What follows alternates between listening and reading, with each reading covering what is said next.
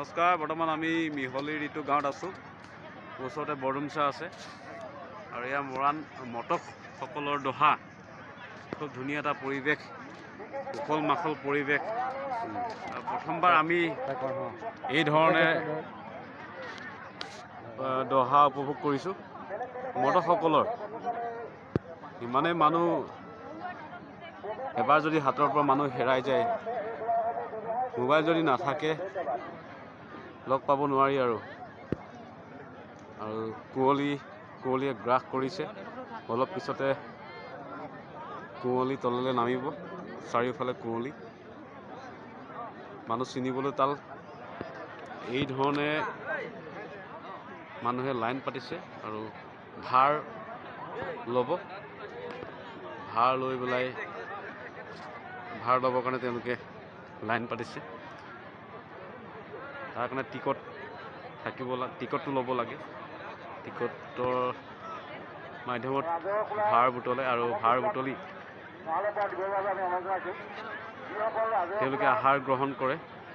ভাৰ বুটলি নিজে বনাব।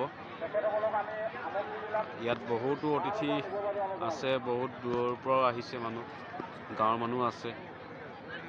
দহাত যেনেকৈ আমাৰ সমাজত দহা হ'লে অতিথিক নিমন্ত্ৰণ কৰা হয়, সেইধৰণে ইয়াতো বিভিন্ন ঠাইৰ পৰা অতিথিবোৰ আহিছে দহা খাবলৈ বুলি। আৰু ইয়াত মটকসকলৰ এটা নিয়ম আছে যে তেওঁলোকে 10জন মানুহ যেতিয়া মৰিব, তেওঁলোকৰ একেলগে দহা পাতে। তেওঁলোকে এয়া এবছৰ হওক, এবছৰ পাছত পাতে।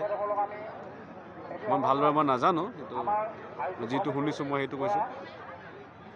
দহা একেলগে পাতে, সকলো তেওঁলোকে দহাখন পাতে। তেওঁলোকৰ নিয়মবোৰ বহুত বেলেগ হয়। মটকসকলৰ বহুত ভাল লাগিছে তেওঁলোকৰ নিয়ম নীতিবোৰ চাই পেলাই। এই ধৰণে যদি পতা হয়, এতিয়া আমাৰ ভৱেন ককাইদেউ, তেওঁ এতিয়া ভিডিঅ' কেমেৰা কৰিব। এওঁলোকৰ এটা নিয়ম হয়, যিটো প্ৰথা অতীতৰ পৰাই চলি আহিছে। আৰু এই প্ৰথাতে তেওঁলোকে আজি অতীতৰ এই ধৰণেৰে, আৰু চাৰিওফালে মানুহ, আৰু এই মাজেৰে যাব নোৱাৰি, তাৰ কাৰণে বাট তৈয়াৰ কৰি দিছে। এইফালে আমাৰ ভণ্টিসকল বহি আছে। হাই, হেল্ল'। ভণ্টিসকল বহি আছে। তো এই ধৰণেৰে সকল লাইন পাতি আছে যে হাতত কুপন লৈ পেলাই তেওঁলোকে ভাৰটো আনিব লাগিব। আৰু সেই ভাৰ তেওঁলোকে ঘৰতো বনাই পেলাই খাব পাৰে, আনি পেলাই ভাত।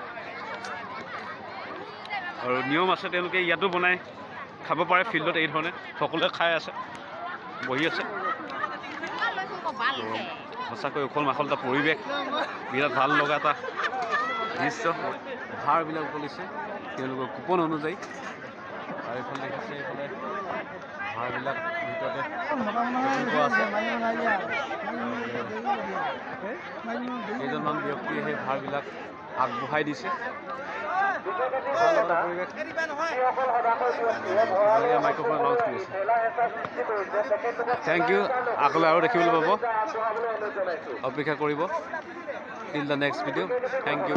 1, 2, 3, 4, 5 আপোনালোকে কুপনৰ নম্বৰ অনুসৰি